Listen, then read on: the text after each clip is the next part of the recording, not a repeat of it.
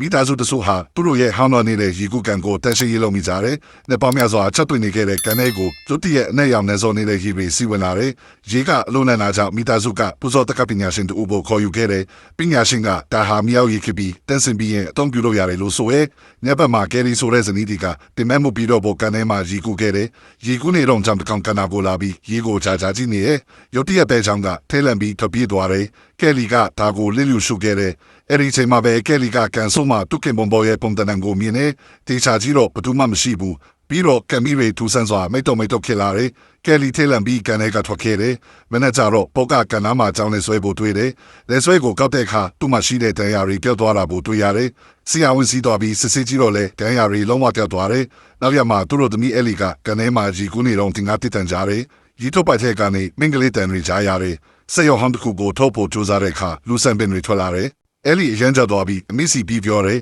မိသားစုကအဲလီအတွက်ရေကူပါတီကျင်းပဖို့ဆုံးဖြတ်တယ်ပါတီနဲ့မှာပေါကကလေးတွေနဲ့ရဲမှာကစားနေတော့ကပတ်ထဲကနေအနက်ရောင်မီကိုတွေထွက်လာတယ်အဲဒီမီကိုတွေပေါ်ရဲ့ပါစတဲ့ကိုဝင်သွားတယ်ပေါ်ရဲ့မျက်လုံးတွေအနက်ရောင်ပြောင်းသွားပြီးကလေးငယ်တယောက်ကိုကန်းနဲ့ထဲဆွဲခေါ်တယ်အဲဒီကဒါကိုမြင်ပြီးအမစ်စီပြီးပြောတယ်ကယ်လီကပေါ်ရဲ့ဝန်ကိုဖိနေပြီးအခါညပတ်တဲ့ရီတူပါစကနေထွက်လာတယ်ပေါ်တရီပြန်ရပြီးနှစ်ယောက်လုံးကက်တင်ခံခဲ့ရတယ်ကနေမှာတဆုံတစ်ခုထူဆန်းနေတယ်ဆိုတာနောက်ဆုံးမှသိခဲ့ရတယ်